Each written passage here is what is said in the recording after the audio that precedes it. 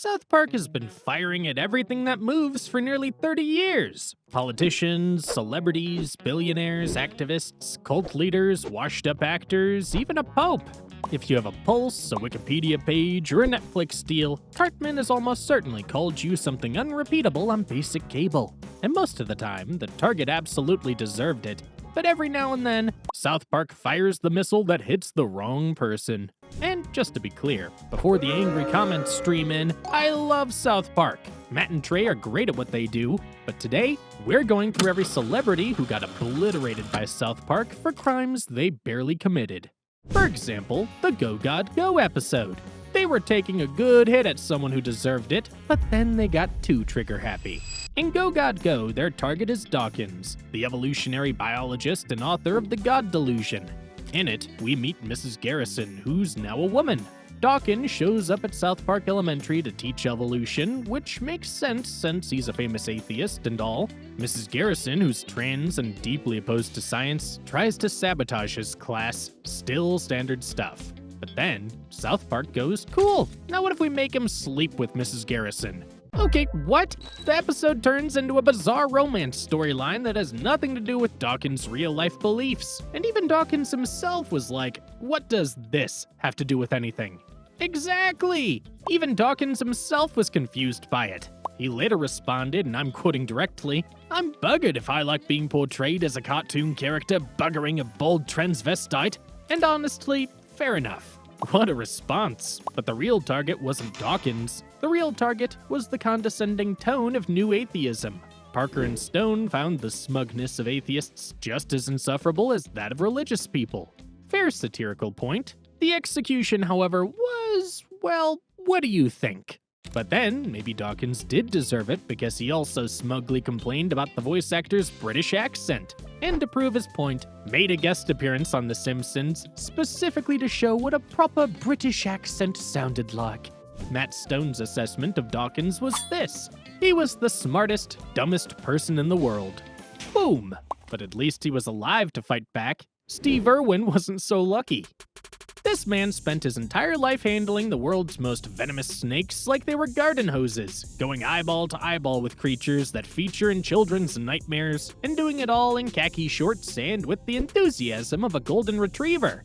He and his wife, Terry, even spent their actual honeymoon trapping crocodiles together.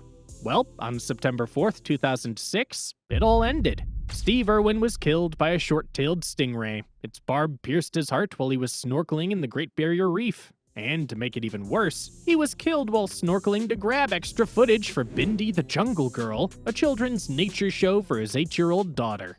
He died trying to make something nice for his kid. The grief was global, and everyone was paying tribute, so I guess South Park must have felt left out. 8 weeks later, they aired Hell on Earth 2006. This episode was supposed to poke at notable dead people who had committed crimes. In it, they gathered at Satan's Sweet 16 party. They had Biggie Smalls haunting Butters, Ted Bundy, Jeffrey Dahmer, and John Wayne Gacy off collecting a cake. It's a perfectly good episode. But then, out of nowhere, Steve Irwin pops into hell. And he pops in with a stingray sticking out of his chest. Satan even pulls him aside, thinking it's someone just making a bad joke with a reference, but it turns out to really be Irwin. That's crazy! The episode is technically self-aware. Satan literally says it's too soon to be joking about this death, which means the creator knew it might be in poor taste, but aired it anyway 6 weeks after he was buried. There is no real satirical reason for this. Why the hell is Steve Irwin in hell with Jeffrey Dahmer? The entire bit is, he died with a stingray in him, and now here he is, with a stingray in him. Comedy done. Terry Irwin was devastated. According to her, her biggest fear was that Bindi and Robert would see it and break down. I mean, why would they want to see their brave dad in hell?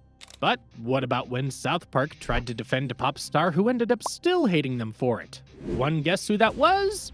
Well, that's Britney Spears. In season 12, South Park made a genuinely brilliant and also genuinely devastating episode about Britney Spears. Britney was breaking down in real time, but the world was turning it into yet another celebrity drama. So Parker and Stone put her inside Shirley Jackson's short story The Lottery. In this episode, instead of stoning someone to death, They pick a young woman, make her famous, drive her slowly to the edge, and photograph her until she self-destructs and dies. They then select the next one. The episode ends with the crowd already eyeing Miley Cyrus. The satire's genuinely dark and solid. Britney is obviously not the joke, she's the victim. The villains are the paparazzi, the tabloids, the gawking public using a real person's mental collapse for their entertainment. The show is explicitly on her side, but Britney Spears hated it so much that she reportedly asked Seth MacFarlane at Family Guy to make an episode attacking South Park with her as a guest star. But MacFarlane, who you would not expect to be a weakling, said no because he didn't want to start a feud. I wonder what a Britney Spears-backed Family Guy counterattack on South Park would have even looked like. And I hate that I have to wonder, no thanks to MacFarlane. He robbed us of that. I can understand Britney, though. We depicted your depression as entertainment in order to prove it's wrong to depict your depression as entertainment is a message that might be hard to accept, especially with half your head missing on screen. Our next victim should have been angry too. Well, wasn't he? South Park was barely a year old when it already began throwing blows. In the episode, the kids keep watching the fictional America's Stupidest Home Videos, which is a parody of America's Funniest Home Videos, hosted by a Bob Saget clone. The whole gag is that the comedy is terrible, and the only person on Earth who finds any of it funny is Stan's elderly grandfather. I loved this bit. I mean, America's Funniest Home Videos was a show about people falling off ladders with a laugh track, or a man with a bow tie chuckling at groin injuries. That depressing piece was supposed to be prime television. But what made this episode even more interesting was South Park was mocking a version of Bob Saget that wasn't really Bob Saget at all. In the 90s, Saget got famous for playing Danny Tanner, television's most wholesome father. But at the same time, among comedy people, he was also known as one of the filthiest stand-up comics alive. He told a lot of dirty jokes. His memoir was literally called Dirty Daddy. So it was crazy that South Park roasted him for being painfully clean and unfunny when he was actually one of the filthiest performers in American comedy. Saget even said the show drew him to look like Frankenstein. Now, while Bob Saget struggled to endure the hit, Rob Schneider asked if they could go harder. Rob Schneider gets the gentlest treatment on this entire list, which he would probably find insulting. In the 15th episode of Season 6, The Biggest Douche in the Universe, which, for the record, is not even Schneider, he stars in a series of parody movies with unhinged fake trailers. Rob Schneider was an animal, then he was a woman. And now Rob Schneider is a stapler.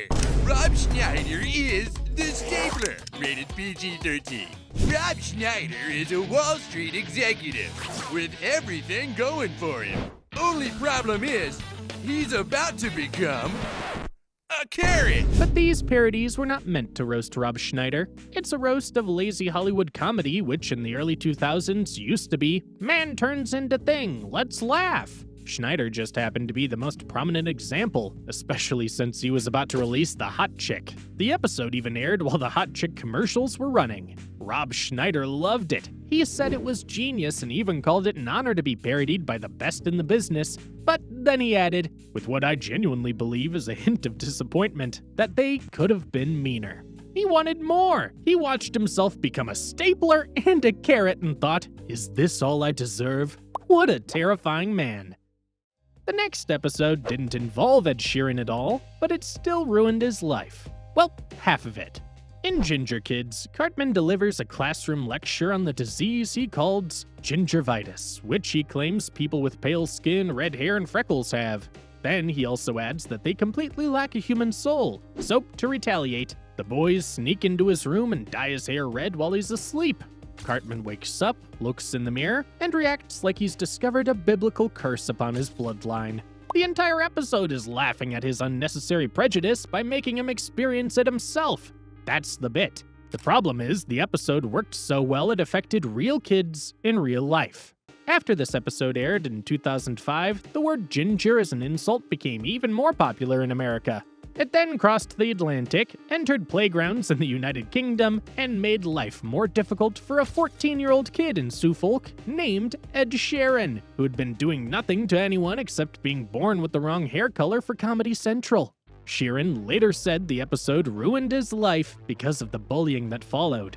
But in the very same breath, he said he loved South Park and would want to voice his own character if he ever appeared on it. Either he's fully healed or he's playing a long game of revenge, become enormously successful, befriend the enemy, and then do something catastrophic from inside. We don't know. We may never know. What we do know is his hair's still red, but his soul, well, South Park can help us gauge how empty it is by letting him in. It could be as empty as Matt and Trey's, who even hit a presidential candidate while he was down. In Man Bear Pig, Al Gore arrives at South Park Elementary to warn the kids about a monster, Man Bear Pig. Half man, half bear, half pig, 3 halves. The math alone should have been a red flag. In the episode, he's made to be a self-important loser who invents an imaginary monster to cope with losing the 2000 presidential election to George W. Bush. The episode even dropped a month before the release of Gore's documentary about climate change that nearly won the Academy Award for Best Documentary. The joke was his foray into climate change was because of his wounded ego. They also dismissed climate change by claiming Man Bear Pig wasn't real. Well, as all our lungs know now, Man Bear Pig, the climate change, is real. So 12 years later, Parker and Stone apologized. They brought Man Bear Pig back in season 22, and this time the creature began killing South Park residents. But it doesn't end there. In the episode, the boys have to find Al Gore. They find him in a cabin and grovel. They tell him he was right about the monster, and they tell him the world would have been better if he'd become president. Al Gore appeared on The Daily Show and said he was genuinely impressed. He admitted he'd always thought Parker and Stone were nihilists of sorts, but funny nihilists, and that the apology genuinely surprised him. What a hearty vindication! Our next victim didn't get an apology, but she won by being such a good sport. In season 18, Randy discovered that the acoustics in the women's bathroom at work, when combined with some home studio software, could turn him into a chart-topping pop star. So he demonstrates this to Stan by recording in a toilet stall. The real Lorde is not being mocked here at all. The joke is entirely at Randy's expense. Randy wishes he were as effortlessly cool and artistic as she is. I mean, he's a man in his 40s sneaking into the ladies' loo to sing. So her response on social media was cool too. She said, "I've officially been the subject of 2 South Park episodes, and that's weird and cool. I don't actually watch South Park, but from what I can tell, Sia was involved. Score!" She then performed her own version of it in an interview. Lorde won this one easily. Next is the woman who got turned into the final boss of greed. Sally Struthers, in case you're a Jim, not a movie buff, Sally is an actress best known for playing Gloria on All in the Family. She's also the spokesperson for the Christian Children's Fund. You know, those late-night television ads with the piano music and the sad footage that made everyone feel guilty for ordering a large pizza? Well, one of those ads gave Matt and Trey some weird inspiration. In Starvin' Marvin, the boys donate money to an African charity, but through an administrative catastrophe, Cartman gets shipped to Ethiopia. When he arrives, he discovers Sally Struthers in a small building, hoarding an enormous stockpile of donated food and eating all of it herself. She grows, and by the sequel episode, Starvin' Marvin in Space, 2 seasons later, she'd evolved into a full Jabba the Hutt configuration, a sentient wall of human being guarding a mountain of other people's food donations like a very well-fed dragon. Will you believe me if I tell you she wasn't actually their target? The episode was about the performative nature of celebrity charity. Their point was that it was crazy to use a well-fed celebrity and have her beg skinny kids to donate. Why couldn't she donate? But they definitely got too trigger-happy again. The episode seemed to be a jab at Struthers' weight. I mean, she didn't actually steal anyone's food, she was just the spokesperson. What's more, their original plan was even worse. They wanted Struthers to be killed by the Ethiopian children and have them feast on her body fat. Thank goodness Comedy Central vetoed it. Trey Parker's response on the DVD commentary was, apparently she cried for like days, but dude, you really set yourself up if you're going to be that fat and go on air and talk about starving children. Ouch! That means the joke was heavily about her appearance. The satire was just the alibi. I don't think that's fair at all. But at least Sally's genitals weren't named and made to stage a coup on national television. Welcome to the Oprah episode. God help us all. Alright, deep breath. In season 10, South Park produced an episode parodying the James Frey scandal. What was the scandal? Frey's memoir, A Little Million Pieces, turned out to be largely fabricated. Unfortunately, Oprah Winfrey had championed the book on her book club and even publicly defended Frey. My friends never vouch for anyone. Matt and Trey might be watching. The Oprah episode centers on Towley, who writes a fake memoir, pretends to be human under the name Stephen McTowley, and gets it selected for Oprah's book club. Reasonable so far, until it goes south. While all this is happening, Oprah's privates named Minge, who has an English accent, and her other private named Gary with a Welsh accent are becoming tired of being neglected because Oprah's so consumed by work. They decide to take action. In the episode's climax, Minge produces a revolver, shoots a police officer, takes the audience hostage, and demands a helicopter to France. The hostage negotiator says, "This is the most unstable I've ever talked to."